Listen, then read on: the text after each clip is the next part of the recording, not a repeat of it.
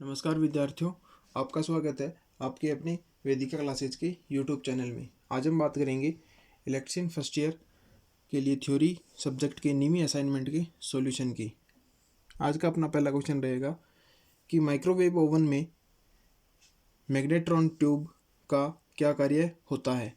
A option है अपना microwave signal को बढ़ाता है, हर आधे चक्र में ध्रुवता बदलती है, दोलन और खाना पकाने की आवृत्ति प्रदान करता है। डी ऑप्शन है माइक्रोवेव ऊर्जा को विद्युत ऊर्जा में परिवर्तित करता है। यानी जो अपना माइक्रोवेव ओवन होता है उसके अंदर जो मैग्नेट्रॉन ट्यूब होती है उसका कार्य होता है दोलन व खाना पकाने की आवृत्ति प्रदान करना। ऑप्शन नंबर सी इसका राइट आंसर होगा। नेक्स्ट क्वेश्चन देखेंगे अपना, जो कि अपना कुछ इस प्रकार से है कि गीली चक्की में किस प्रकार की मोटर का प्रयोग किया जाता है।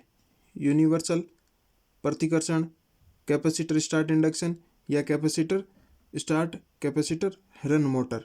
ठीक है विद्यार्थियों, तो इसमें अपना सी ऑप्शन राइट आंसर होगा, कैपेसिटर स्टार्ट रन मोटर का प्रयोग किया जाता है। नेक्स्ट क्वेश्चन देखेंगे अपना, सर्किट का क्या नाम है। यानी एक सर्किट डायग्राम बनाया गया है और इसका क्या नाम है, तो अपन को देखना होगा भाई सर्किट में कौन कौन से अपने जो ऐसी कंपोनेंट होते हैं वो लगे हुए हैं और उनका कौन कौन सा सिंबल दर्शाया गया है। इस सिंबल के आधार पर ही अपन इसका नामकरण कर सकते हैं। तो अपन उधर देखें ऑप्शन कौन कौन से दे रखे हैं।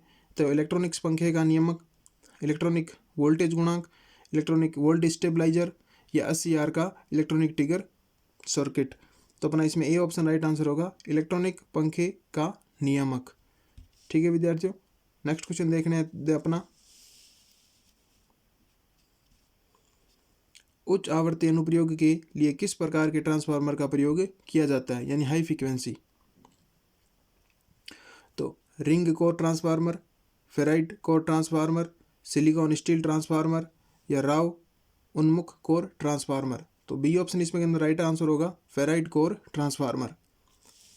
नेक्स्ट क्वेश्चन देखेंगे अपना, एक आदर्श ट्रांसफार्मर में प्राथमिक वोल्टेज व मध्यम या द्वितीयक वोल्टेज के बीच का क्या संबंध होता है। यानी आपको पता है वोल्टेज के अंदर दो प्रकार की कुंडलियाँ होगी, प्राइमरी व सेकेंडरी। तो इनमें जो उत्पन्न होता है उसके अंदर वोल्टेज के मान में क्या क्या होएगा, आदर्श के लिए समीकरण कौन सी सही होएगी। तो अपन का आगे 4 समीकरण दे रखी है, यानी E1 EMF बराबर 1V और 2 EMF बराबर 2V। E का मान ज़्यादा होगा V से, E का मान कम होगा V से, या E का मान बराबर होगा V2 के से। तो इसमें ए ऑप्शन इसका राइट आंसर होगा।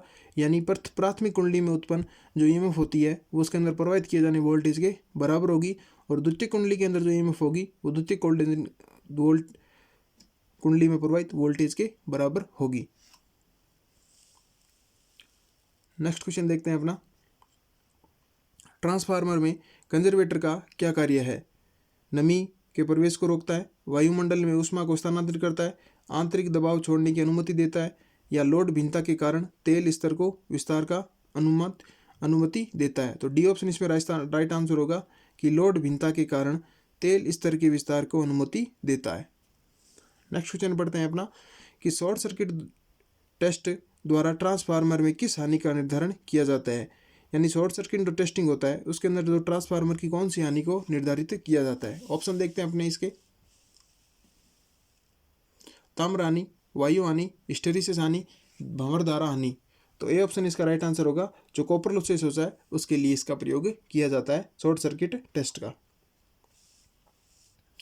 नेक्स्ट क्वेश्चन देखते हैं अपना, कि ट्रांसफार्मर में वोल्टेज के प्रतिशत विनियमन की गणना करें यदि शून्य भार वोल्टेज 240 वोल्टेज है और पूर्ण भार पर वोल्टेज अपना 220 वोल्टेज है। तो इसमें अपना ए ऑप्शन 7.2, बी ऑप्शन है 9.3, 8.3, सी ऑप्शन है 8.71 और डी ऑप्शन है अपना 9.09। तो इसमें डी ऑप्शन राइट आंसर होगा 9.09%। नेक्स्ट क्वेश्चन देखते हैं अपना, ट्रांसफार्मर में टुकड़े टुकड़े में कोर का प्रयोग करने का क्या उद्देश्य है। यानी अपन को पता है अभी ट्रांसफार्मर जो बनाया जाता है तो उसके अंदर जो कोर होती है उसके विभिन्न प्रकार की पत्तियों को आपस में जोड़ जोड़ कर बनाया जाता है। ए ताम्र हानि को कम करना, बी हिस्टेरिसिस हानि को कम करना, सी यांत्रिक क्षति को कम करना, डी भंवर धारा हानि को कम करना। डी ऑप्शन इसके अंदर राइट आंसर होगा, भंवर धारा हानि को कम करने के लिए ट्रांसफार्मर की कोर को छोटे छोटे आकार से जोड़ करके बनाया जाता है। नेक्स्ट क्वेश्चन अपना है कि ट्रांसफार्मर में शीतलन की विधि है। एक डायग्राम दिया गया है और पूछा गया ये ट्रांसफार्मर के अंदर कौन सी कूलिंग मेथड है। ए ऑप्शन तेल प्राकृतिक ठंडा, तेल प्राकृतिक हवा बल्कित ठंडा, तेल बल्कित हवा बल्कित ठंडा, तेल प्राकृतिक पानी बल्कित ठंडा। तो ए ऑप्शन इसका राइट आंसर होगा तेल प्राकृतिक ठंडा। यानी देखो इसमें क्या होता है, ये जो बाहर के जो एयर लगे हुए इसमें जो गोल गोल नली के आकार की है, इसके अंदर तेल गर्म होने पे इन नलियों के द्वारा बाहरी वातावरण को स्पर्श करते हुए ठंडा होता है, यानी तेल प्राकृतिक ठंडा। नेक्स्ट क्वेश्चन है अपना, ट्रांसफार्मर में अधिकतम दक्षता प्राप्त करने के लिए क्या किया जाएगा। ए ऑप्शन है ताम्र हानि को ज़्यादा लोहा हानि से, ताम्र हानि कम हो लोहा हानि से, ताम्र हानि और लोहा हानि का मान बराबर हो, ताम्र हानि व बहुरदार हानि बराबर हो। तो अपन जब आपको पता है यानी आपको अच्छी इफिशियंसी चाहिए, तो अगर वहाँ पे ताम्र हानि और लोहा हानि का मान बराबर होगा तो वह ट्रांसफार्मर की दक्षता सर्वोत्तम होएगी। नेक्स्ट क्वेश्चन देखते हैं अपना कि ट्रांसफार्मर में बुकोज रिले के शीर्ष फ्लोट स्विच का क्या कार्य होता है। नमी की उपस्थिति में सक्रिय रहेगा, अति भार की स्थिति में सक्रिय रहेगा, खुले सर्किट की स्थिति में सक्रिय रहेगा या उच्च तापमान की स्थिति में सक्रिय रहेगा। तो जो बुकोज रिले होता है उसका स्विच अपना अति भार की स्थिति के अंदर सक्रिय रहता है। बी ऑप्शन इसका राइट आंसर होगा। नेक्स्ट क्वेश्चन देखिए अपना, वर्तमान में ट्रांसफार्मर का कोर कम प्रतिघात व कम कोर हानि का क्यों कर रहे हैं। ए ऑप्शन बोझे को कम करने के लिए, बी निरंतर आउटपुट बनाए रखने के लिए, सी उच्च स्थिर ढाल को रोकने के लिए या पढ़ने में त्रुटि को कम करने के लिए। तो डी ऑप्शन इसका राइट आंसर होगा, पढ़ने में त्रुटि को कम करने के लिए। नेक्स्ट क्वेश्चन देखते हैं अपना कि विभव ट्रांसफार्मर को पढ़ने में त्रुटि को कैसे कम किया जा सकता है। पटलित कोर को उपयोग करना,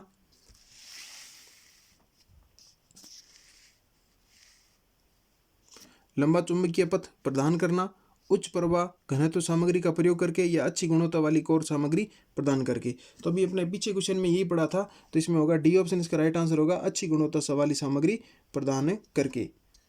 नेक्स्ट क्वेश्चन देखिए अपना, ऑफ लोड टेप बदलने के लिए ऑपरेशन से पहले लोड क्यों काट दिया जाता है।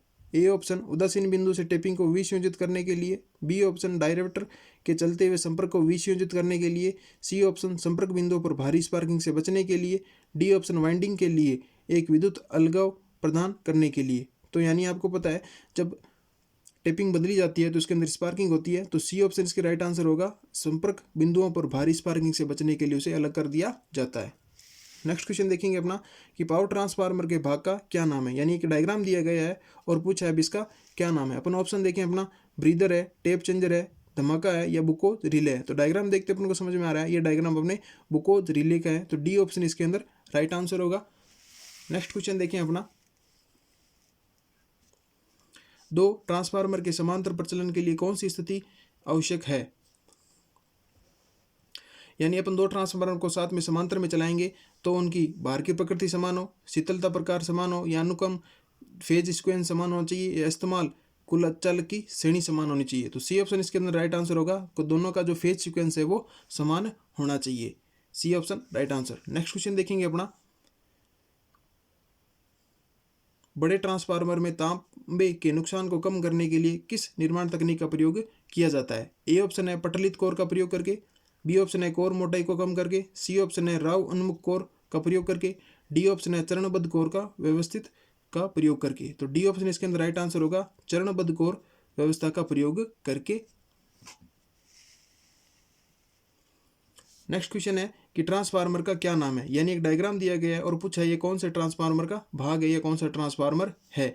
वायु core transformer, iron core transformer, ring core transformer या फेराइड कोर ट्रांसफार्मर। तो ए ऑप्शन इसके अंदर राइट आंसर होगा, वायु कोर ट्रांसफार्मर। नेक्स्ट क्वेश्चन देखते हैं अपना, उच्च वोल्टेज प्रतिष्ठानों को मापने के लिए किस ट्रांसफार्मर का प्रयोग किया जाता है। पल्स ट्रांसफार्मर, इगेशन ट्रांसफार्मर, विभव ट्रांसफार्मर या नियत वोल्टेज ट्रांसफार्मर। तो सी ऑप्शन इसके अंदर राइट आंसर होगा आपका, विभव ट्रांसफार्मर। नेक्स्ट क्वेश्चन देखते हैं अपना, ट्रांसफार्मर में लगे हुए बिदर में नमी को कैसे नियंत्रित किया जाता है।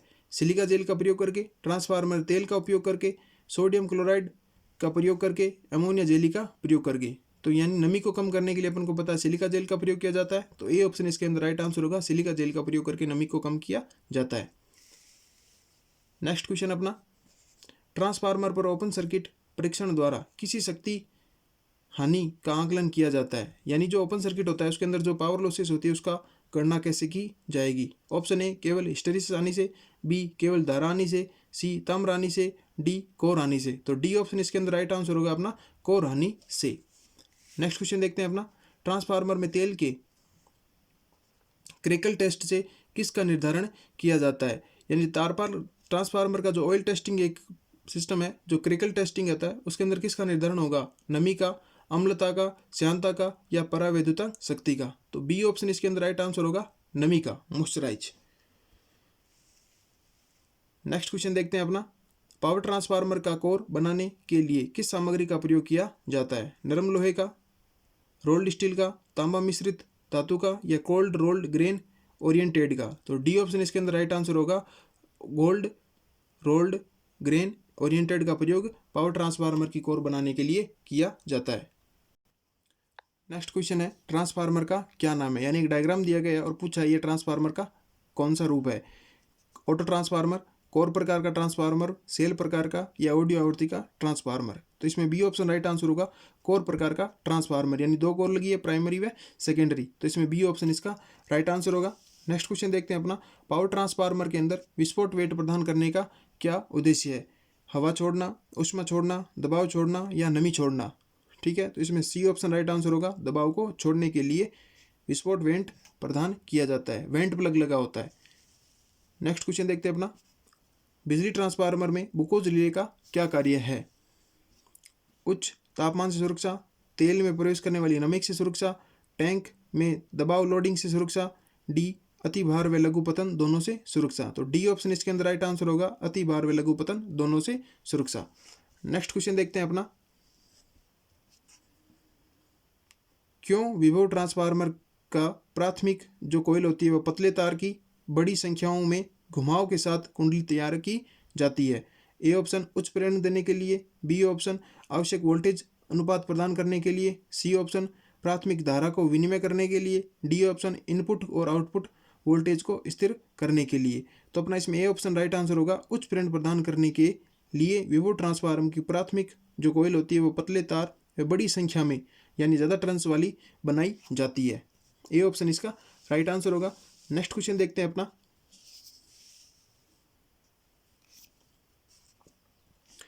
वितरण ट्रांसफार्मर सामान्य रूप से डेल्टा में प्राथमिक और स्टार में द्वितीयक रूप से क्यों जोड़ा जाता है। ट्रांसमिशन जो ट्रांसफार्मर होता है उसकी बात हो रही है अपने यहाँ पे। डिस्ट्रीब्यूशन ट्रांसफार्मर के लिए जो उसकी प्राथमिक होती है वो डेल्टा व जो द्वितीयक होता है वो स्टार के अंदर क्यों संयोजित किया जाता है। तो ऑप्शन नंबर ए अति भार भरण से बचने के लिए, दो निरंतर वोल्टेज बनाए रखने के लिए, सी ट्रांसफार्मर के नुकसान को कम करने के लिए, डी 3 फेज 4 तार प्रणाली आसानी से वितरण करने के लिए। तो डी ऑप्शन इसके अंदर राइट आंसर होगा। यानी अपन को आउटपुट के अंदर एक न्यूट्रल तार और चाहिए होता है, उसके लिए अपन बाद में अपन स्टार का प्रयोग करते हैं 3 फेज 4 तार वायर प्रणाली को आसानी से वितरण करने के लिए। डी ऑप्शन इसका राइट आंसर होगा। नेक्स्ट क्वेश्चन देखते हैं अपना, आदर्श दो वाइंडिंग ट्रांसफार्मर में किस प्रकार का ईएमएफ प्रेरित होता है, यानी किस प्रकार का ईएमएफ प्राप्त होगा, स्वयं प्रेरित ईएमएफ, अन्योन प्रेरित ईएमएफ, स्थिर प्रेरित ईएमएफ या गतिशील रूप से प्रेरित ईएमएफ। तो आपको पता है ट्रांसफार्मर अन्योन प्रेरण के सिद्धांत पर कार्य करता है, तो आदर्श ट्रांसफार्मर के अंदर अन्योन प्रेरित ईएमएफ मिलेगा आपको। बी ऑप्शन इसका राइट आंसर होगा। नेक्स्ट क्वेश्चन देखते हैं, एक ट्रांसफार्मर में तांबे के नुकसान को निर्धारण कैसे किया जाता है, अनुपातिक परीक्षण द्वारा, आवेग परीक्षण द्वारा, लघु परीक्षण टेस्ट द्वारा या खुला परिपथ टेस्ट द्वारा। तो यानी कॉपर लॉसेस का पता करना है तो इसमें शॉर्ट सर्किट टेस्ट किया जाता है। सी ऑप्शन इसका राइट आंसर होगा। नेक्स्ट क्वेश्चन देखिए अपना कि फेराइड कोर का उपयोग रेडियो रिसीवर के अंदर क्यों किया जाता है। ए नियत हानि को कम करने के लिए, बी विद्युत व्यतिकरण को कम करने के लिए, सी ध्वनि को गुणवत्ता बढ़ाने के लिए, डी रिसीवर की दक्षता बढ़ाने के लिए। तो ए ऑप्शन इसके अंदर राइट आंसर होगा, नियत हानियों को कम करने के लिए फेराइड कोर का प्रयोग रेडियो रिसीवर के अंदर किया जाता है। नेक्स्ट क्वेश्चन देखते हैं अपना कि बड़े ट्रांसफार्मर में चरणबद्ध कोर व्यवस्था का क्या फायदा है। इसमें अपन देखेंगे ए ऑप्शन है अपना तांबे के उपयोग को कम करता है, बी ऑप्शन है अपना हिस्टेरिस हानि को कम करता है, सी ऑप्शन है अपना भंवर धारा हानि को कम करता है, डी ऑप्शन है अपना कोर के लिए जगह कम कर देता है। तो ये ऑप्शन इसका राइट आंसर होगा, तांबे के उपयोग को कम कर देता है। नेक्स्ट क्वेश्चन देखते हैं अपना, ट्रांसफार्मर तेल में नमी को रोकने के लिए ब्रीदर में किस प्रकार की सामग्री का प्रयोग किया जाता है, या नमी को बचाना है। तो अपन ने पहला भी एक ऐसा ही क्वेश्चन सोल्व किया जिसके अंदर सिलिका जेल का प्रयोग हो रहा था। तो इसमें ए ऑप्शन राइट आंसर होगा, silica gel, A option right answer. Next question देखते हैं अपना कि ऑटो ट्रांसफार्मर के अंदर कौन सा नुकसान क्या है, अधिक हानियां, यानी जो ऑटो ट्रांसफार्मर है उसका महत्वपूर्ण नुकसान कौन सा है, उसमें अधिक हानियां होती है, वजन में भारी होता है, या वोल्टेज खराब नियमन होता है, यानी उसका जो वोल्टेज का नियमन वो सही ढंग से नहीं किया जा सकता, या डी ऑप्शन है अपना है द्वितीयक वाइंडिंग को अलग नहीं कर सकते। तो अपन को पता है ऑटो ट्रांसफार्मर में प्राथमिक वाइंडिंग और द्वितीयक वाइंडिंग एक ही वाइंडिंग पर स्थापित होती है। तो पूर्ण रूप से नुकसान इसका ये होगा, डी ऑप्शन राइट आंसर, यानी द्वितीयक वाइंडिंग को अलग स्थापित नहीं कर सकते। नेक्स्ट क्वेश्चन देखते हैं अपना, समायोजित वितरण ट्रांसफार्मर में किस शीतलन विधि का प्रयोग किया जाता है, वायु प्राकृतिक, तेल प्राकृतिक वायु विस्फोट, तेल बलित वायु बलित, तेल प्राकृतिक हवा प्राकृतिक। तो अपन को पता है भी समायोजित ट्रांसफार्मर के अंदर शीतलन के लिए डी ऑप्शन इसका राइट आंसर होगा, तेल प्राकृतिक व हवा प्राकृतिक विधि का प्रयोग किया जाता है। नेक्स्ट क्वेश्चन देखते हैं अपना, ट्रांसफार्मर में कोर में स्टील व सिलिका जेल स्टील की संरचना क्या है, यानी किस क्रम में ये दोनों मिश्रण तैयार करके इनको बनाया जाता है। तो ए ऑप्शन है अपना steel 97, silica 3%, steel 95, silica 5%, steel 93, silica 7%, steel 90, silica 10%। तो अपना इसमें सी ऑप्शन राइट आंसर होगा, स्टील 93% और सिलिका 7% मिश्रण करके तैयार किया जाता है। नेक्स्ट क्वेश्चन देखते हैं अपना, बिजली ट्रांसफार्मर में टेपिंग चेंजिंग का क्या उद्देश्य है, प्राथमिक वोल्टेज स्थिर बनाए रखना, वितरण वोल्टेज के अनुपात को बदलना, द्वितीयक वोल्टेज स्थिर बनाए रखना, अधिकतम दक्षता के लिए ट्रांसफार्मर लोड करना। तो यानी जो बिजली ट्रांसफार्मर में टेपिंग का उद्देश्य होता है, जो आउटपुट पर जो वोल्टेज मिलता है उसको बदलते रहना। तो इसमें बी ऑप्शन इसका राइट आंसर होगा। विद्यार्थियों, इस तरीके से अपना ये इलेक्शन फर्स्ट ईयर के जो थ्योरी सब्जेक्ट है उसका नीमी असाइनमेंट का सोल्यूशन पूर्ण हुआ। अगर आपने सभी वीडियो नहीं देखे हैं तो आप प्लेलिस्ट में जाके नीमी असाइनमेंट सॉल्यूशन नाम से जो फोल्डर है उसमें जाके सभी इसके पार्ट दे सकते हैं। और यह संपूर्ण नीमी जो असाइनमेंट है ये आपकी जो ITI की जो अभी ऑनलाइन एग्जाम चल रही है उसके लिए बहुत ही महत्वपूर्ण है। तो ताकि इसे आप देख कर अपनी तैयारी अच्छी करें और अच्छे अंक प्राप्त कर सकते हैं। ज़्यादा से ज़्यादा अपने साथियों के साथ शेयर करें ताकि आपके साथी भी अच्छे अंक प्राप्त कर सकें। विद्यार्थियों, अगर आपको वीडियो अच्छा लगे तो लाइक शेयर जरूर करें। अगर आप चैनल पे नए हैं तो चैनल को सब्सक्राइब करना ना भूलें। धन्यवाद। और इसी तरह की वीडियो देखने के लिए बेल का बटन जरूर दबाएं।